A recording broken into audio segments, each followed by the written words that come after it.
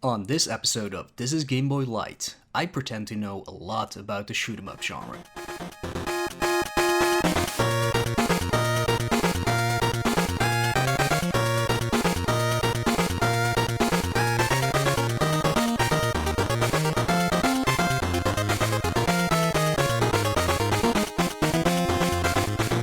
Hello everybody and welcome to the first episode of This is Game Boy Lite.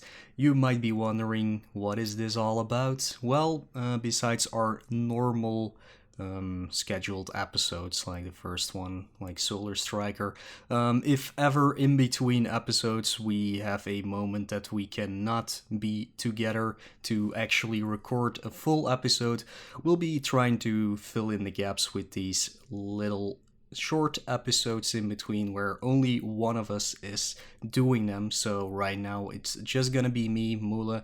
EBC is not around for this one. We both have a busy schedule actually. EBC will be attending SGDQ. He will be running, don't forget that, he'll be running Kirby's Dream on the extra mode, so make sure to check that run out.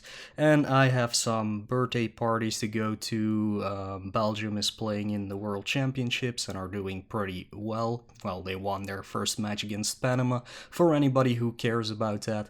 And there's some other stuff, so we might have to fill in a gap already, but hey, at least I am recording this episode here for you right now. So, the reason why I'm doing this is, well, there's actually two reasons. Apparently, during our first episode and our episode 0, a few errors were made, and I kind of want to rectify them. I'll talk about them in a little bit. One of them is like not a mistake, but something I felt like I did improperly during our Solar Striker episodes, so I'm gonna try and do that thing better now. But yeah, we also got some feedback from people who have been listening, and I got a little list here by our producer, SprintingLegs, and I'm gonna go over it and see what our mistakes are. Like that, for example, that's a good mistake, and see how we can improve them in the future. So let's see, what has she written down here for us? First up, learn how to sing properly. yeah, I can understand that. We kinda hit the ball out of the park a few times with that in our previous recording, so that's okay, Lex. We'll definitely try and do better in the future. All right, for me, stop making so much thumping noises. Right, that's probably because I have a very creaky desk and a very creaky chair, so that might be picked up here and there, so we'll definitely try and improve that in the future. I'm not gonna buy a new desk and a chair though, I'll just try to sit a little bit more still. So, what else do we have? Stop saying Dutch sentences with English words because they make no sense. Yeah, for sure. So, most people probably know I am not a native English speaker. I am actually Belgian, Flemish, or Dutch speaker. So sometimes when I can't come up with the exact words in English, I try to make up for something with a Dutch sentence that doesn't make sense. But that's something that will definitely be improved upon in the future. So the more I do this, the better I get at it for sure. Fourth thingy here, make more puns. I can definitely get behind that because puns are the best and we definitely need more of those. So we'll try and do that if I can come up with any during our conversations. So let's definitely try and do that. And the final one is don't sing. Okay, like, you know what, Lex? The other things I can definitely get behind and stuff like that, but don't sing. That's a little bit too much. I mean, like, come on, you have to make me. You just gotta give me the opportunity to sing. Like, if I can't sing, what else am I gonna do? I mean, it's not even on the podcast itself. It's just, you know what? No, if I can't sing, it's over for me. This is it. I'm stopping the podcast here and now. It's over. I'm sorry, guys. I'm gonna leave. I'm out of here. say goodbye to me. Well, don't say goodbye because you can't respond to me anyways because this is a podcast, but I'm out of here. Goodbye.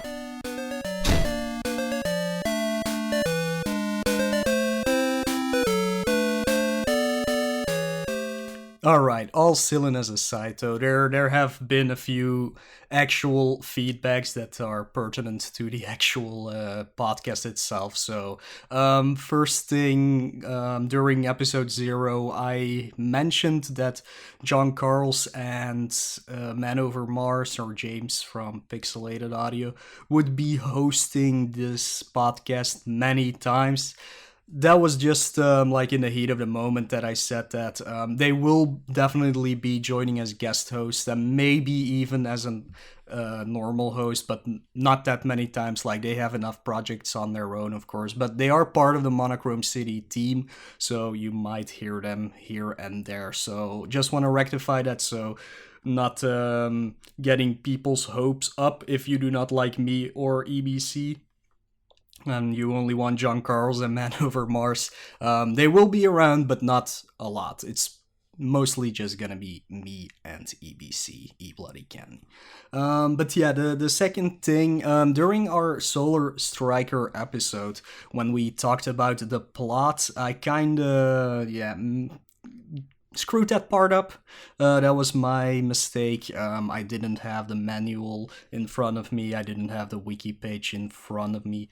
So before we actually dive into the subject of this episode, I'm gonna talk a little bit about that plot and rectify it completely. So I do have the actual plot guides here, so let me go over them. And as we said during the actual Solar Striker episode, they differ quite hard. So yeah, I'll first read the wiki page, and I'm pretty sure this one just either got translated from the Japanese version, still not sure about that one, or it was just made up. So let's go over that one real quick. So the year is 2159. The Earth federal government was established, linking the people with a common government against other species. As part of this new addition and to defend the human race's peace and safety, the Earth Federal Army was also created. The army went on the offensive and attacked a star known as Turin. However, the Earth's Federal Army was no match for the overwhelming combat power of Turin, and Earth's fate seemed sealed. As Earth's last chance, a top-secret mobile unit developed a very advanced space fighter in Earth's last fortification. Flying with the mothership, Mother Athena, it arrived at Turin's solar system as a last chance for a violent and final attack on the Turin forces. This advanced spacecraft and Earth's last hope for survival is codenamed Solar Striker. So yeah, that's the wiki plot. No idea where they got that information from. There weren't any sources or anything with it, so I can't really tell. But here's what is in the actual US or EU manual, and you will notice the differences quite fast. So it is now the year 2195. Earth has been attacked by the forces of the planet Reticulon. Several hundred years ago, Reticulon sent messages conveying their intent to attack. The Earth Federation government was formed, unifying the whole world. The Earth would be protected by the Federation Army.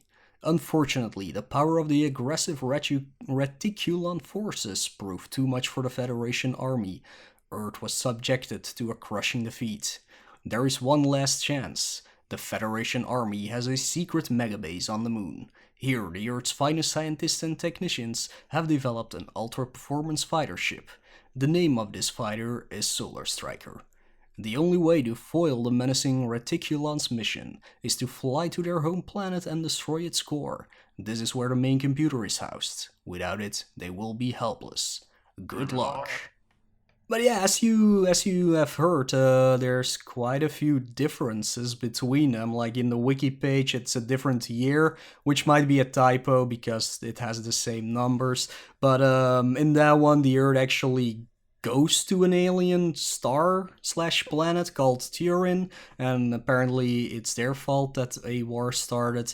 But in the actual manual, they talk about reticulon, which is completely different than Turin, and apparently they started the attack on Earth.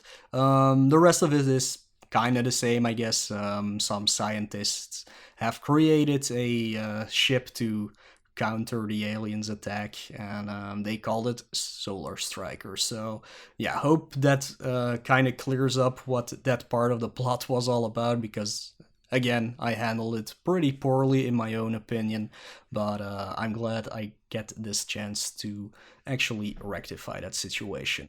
But yeah, anyways, we're gonna dive into the main focus of this episode, which is actually the other shmups on Game Boy. I mentioned a few titles last time very briefly, but I kind of wanted to dive a little bit more into them and go over all the ones that I could find and all the ones that I've played. I can tell a little bit more about, but yeah, there's quite a hefty list, and we'll get to that after this short break.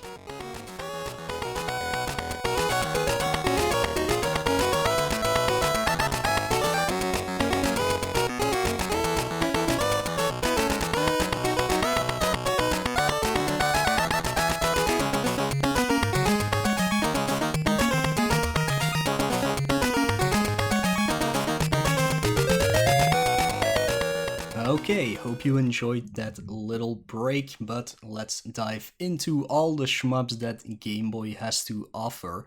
I divided them into a few sections. I got the really good ones, the okay ones, the bad ones, and the odd ones. So I'm first gonna start with, of course, the really good ones. But yeah, the reason why I wanted to do this list a little bit more in depth, but not too much, of course, is just to show that Game Boy really has a lot of fun shmups to offer. I'm actually really surprised how many shmups got made for Game Boy, and if you're really interested in the genre, it might be a good idea to check some of those out, especially because most of them are, just like Solar Striker, more simplified or easier versions of games that have been produced for other systems.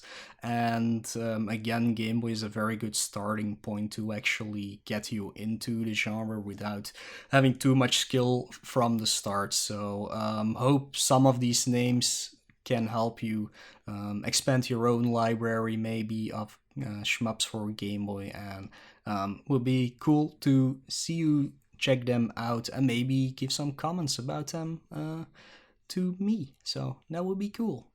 So yeah, anyways, let's dive into the really good ones. So I mentioned Zaz before, which is a Japanese only shmup, which is really good, but also very, very, very expensive. So I hope you have a EverDrive or happen to find a copy of Zaz for under $100 and get it.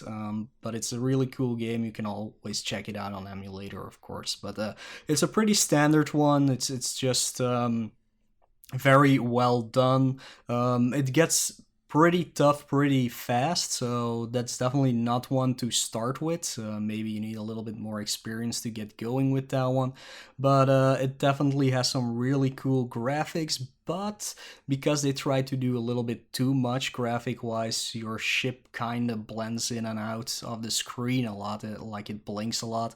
So depending on what system you're actually playing it on, it might be a little bit hard to see what you are doing. But yeah, definitely check that one out. And if you want a pretty original one, at least as far as I know, because it's one of the two games, shmup games that I know that kinda have this mechanic to them.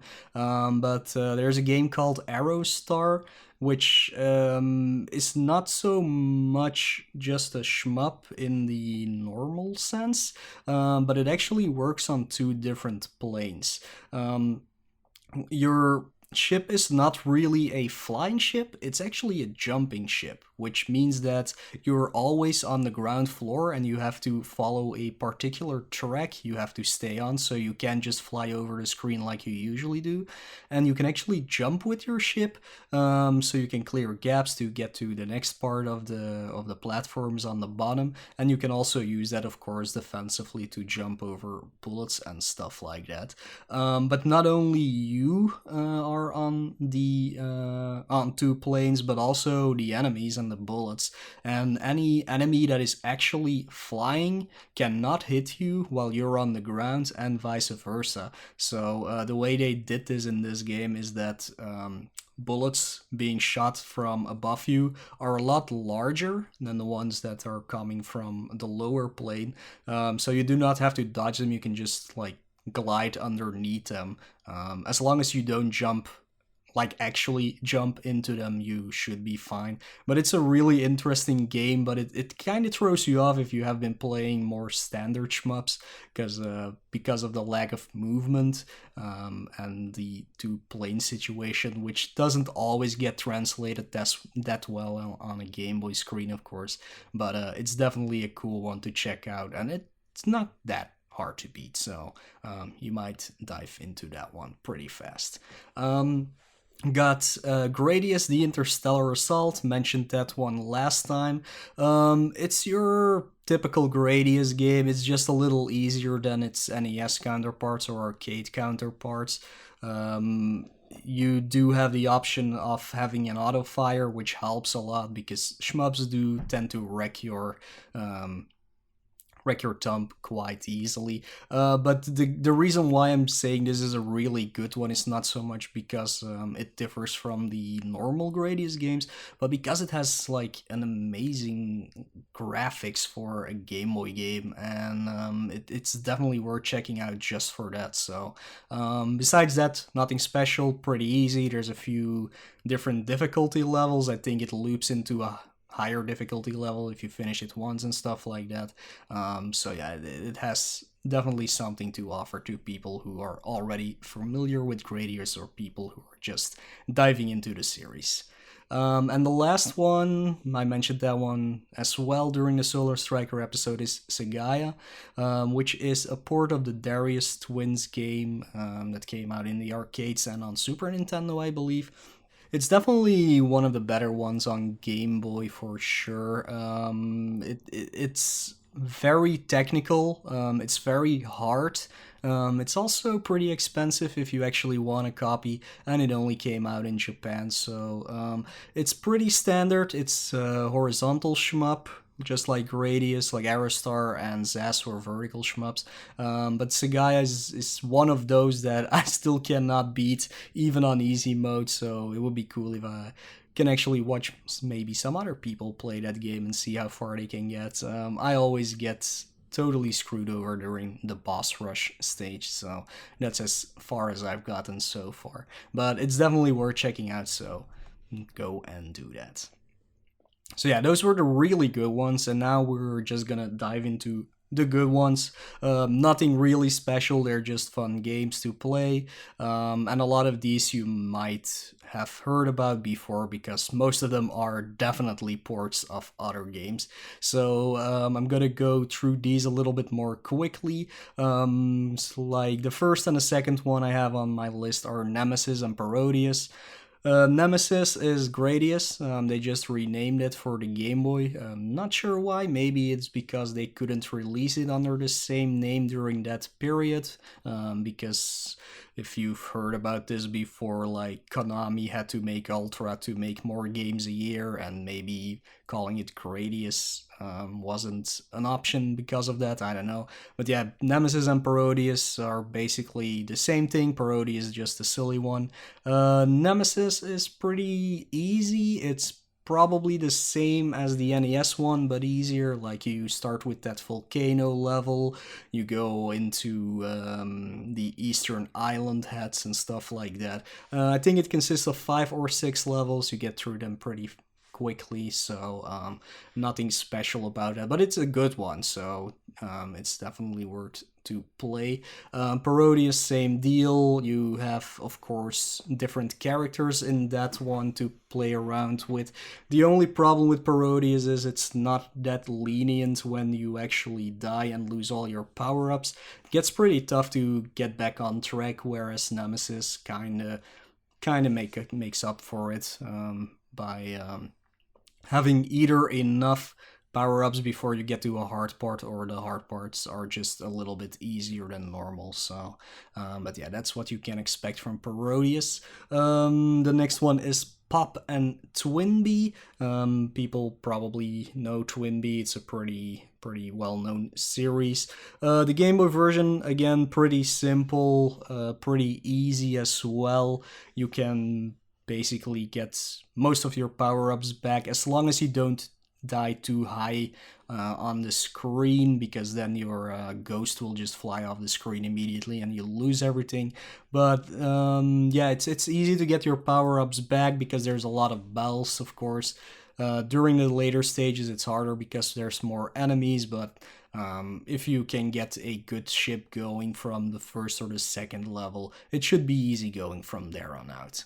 After that we got R-Type and R-Type 2. Those are pretty basic. They're also very slow compared to most shmups.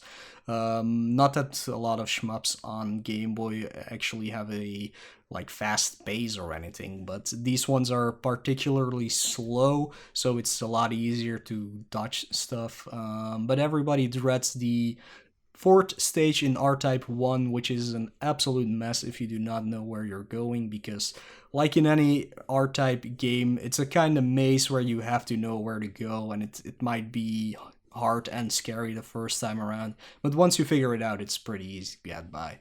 R-Type 2 is a bit better.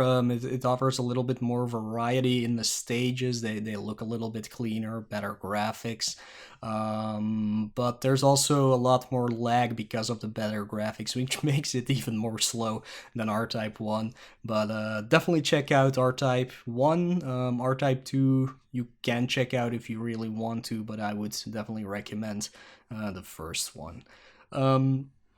After that we got like Disney's Tailspin, which isn't your typical shmup at all. It's a pretty fun one because you can turn around, of course, and it's a lot easier than its NES counterpart, where there's a lot more stages, and the hardest stage in that game, the Ghost House, has been completely cut out of this one. They actually meshed a lot of stages together in the Game Boy port. There's only like 5 stages in total compared to, I believe, 8 in the NES version.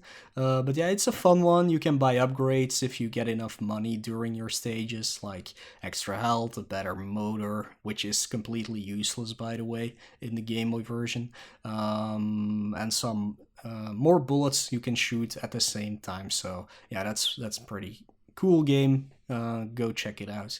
Another one we mentioned last time, Battle Unit Zeot. Also not your typical shmup. It has a very big stage screen, I guess I could say. You can take an upper pad or a lower pad. The enemies on the upper pad won't hit you mostly if you go on the bottom pad, and vice versa.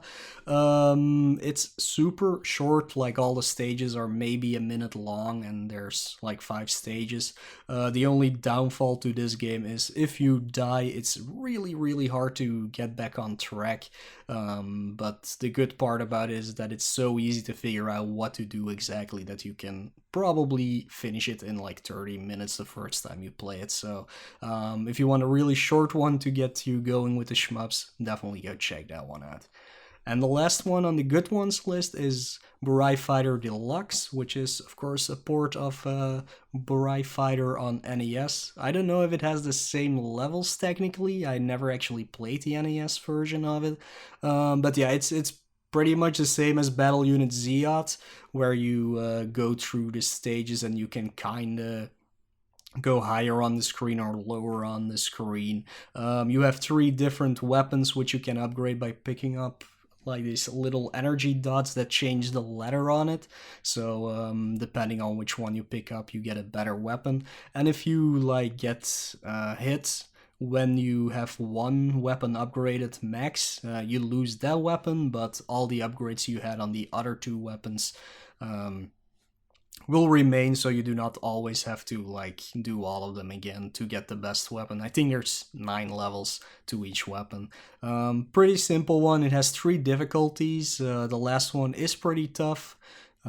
So it has something for everyone. You can play on easy, normal, or hard. I think they call it albatross and eagle and stuff like that in this game, but that's a really fun one. You can definitely check out.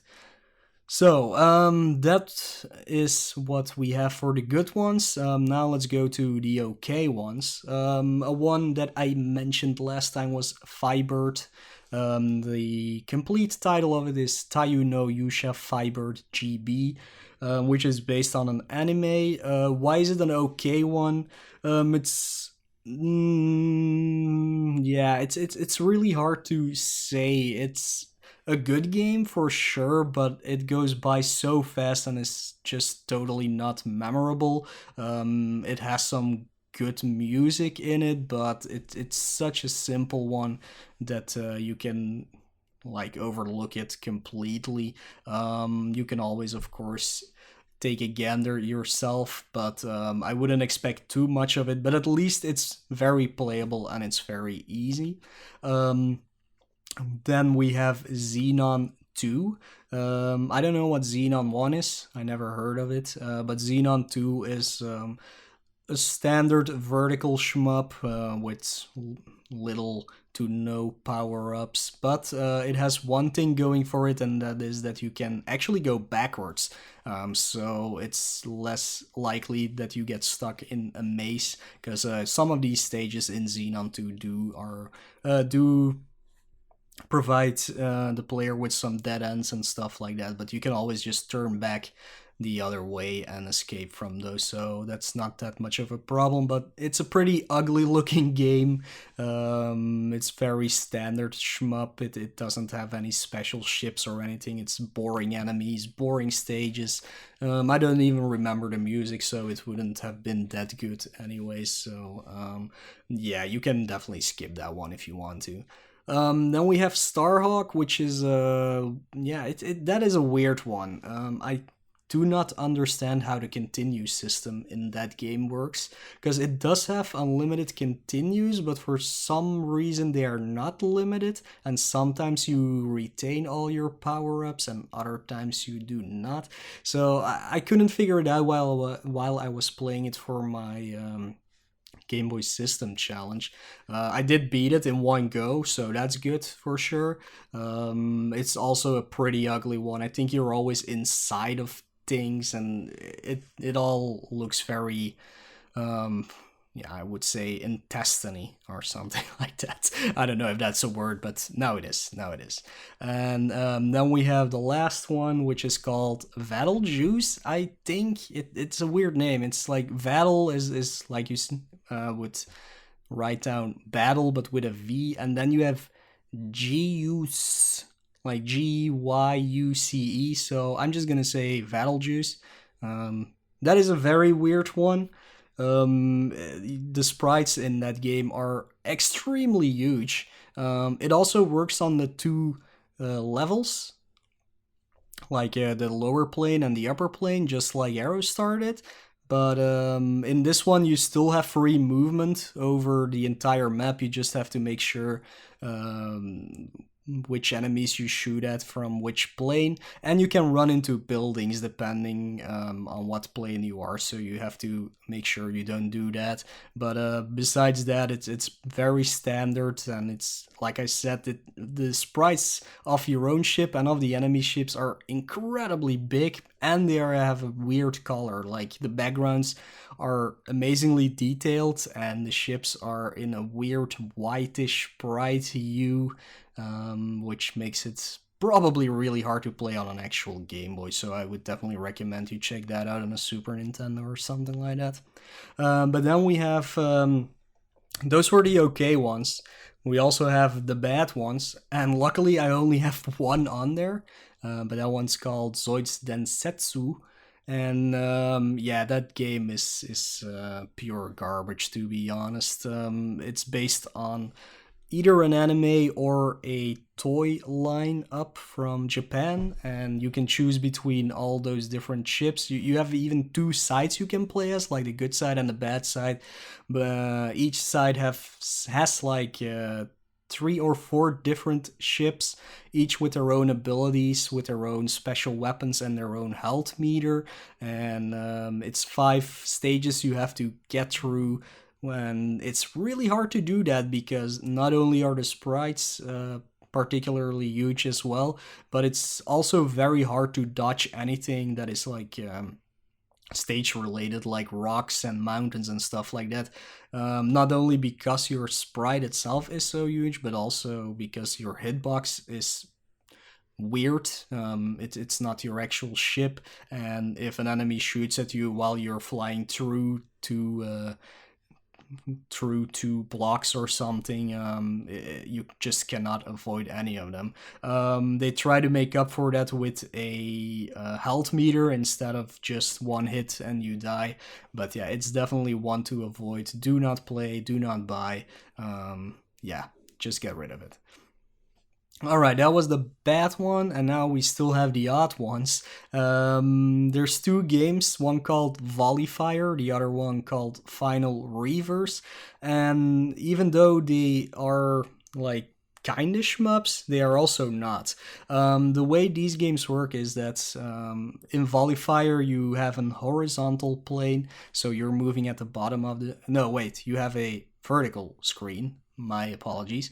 You move at the bottom of the screen and there's an enemy on the top of the screen, and you guys are kind of playing Pong, but with like your shots you fire, and you have to hit the enemy like a couple of times until their health bar goes down, and then you move on to the next round. There can be stage hazards, like the screen itself is not moving, you're just stationary, but there might be a mirror in the middle you have to try to avoid, or there's like asteroids you have to shoot through. This game is made up in different planets, and you can go from planet to planet, but you do not have to do them all. You can just kind of do 4 of them and go to the final stage already. And there's always a boss fight at the end, which takes the same principles. There's always something in your way you want to try to avoid shooting, or you'll get hit yourself, and you want to take down all the parts of the boss and continue on to the next planet. And Final Reverse is basically the same, but there it's kind of a tournament mode where you can choose between vertical standpoint or horizontal standpoint. You pick 5 ships that are on your team, and then you have to again destroy the guy on the other side of the screen with hazards in your way. And you do not have unlimited movement, as you actually, when you are moving, you're drawing a line on the screen which you can move on. So if you make yourself a really bad track, you can't move anymore. So that's why I say these are the odd ones. I wouldn't call them shmups, even though they are defined that way. But if you want to see a weird one, definitely check out Volleyfire and Final Reverse. And that is also the final game on my shmup list.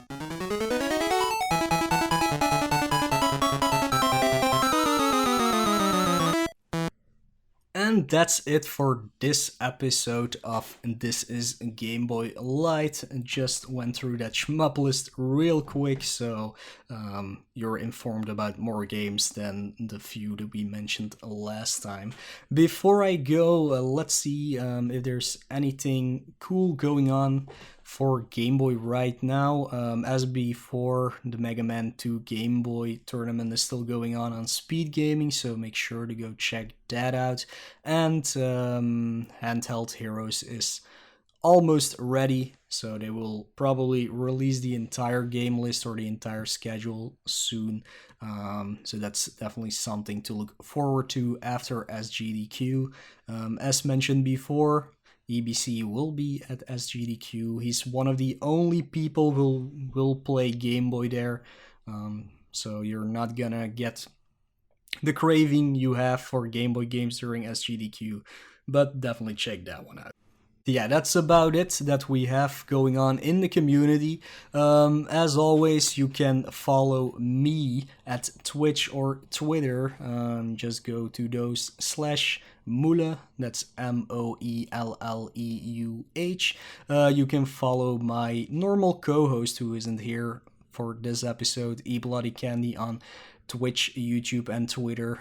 It's just /eBloodyCandy. That's really easy to find, unlike me. You can follow the team, of course, at twitch.tv/team/monochrome city, or just twitch.tv/monochrome city for our own channel. And you can follow this podcast on SoundCloud, Stitcher, and iTunes at this point. So that's it. That's me signing off, and I'll see you next time for Max.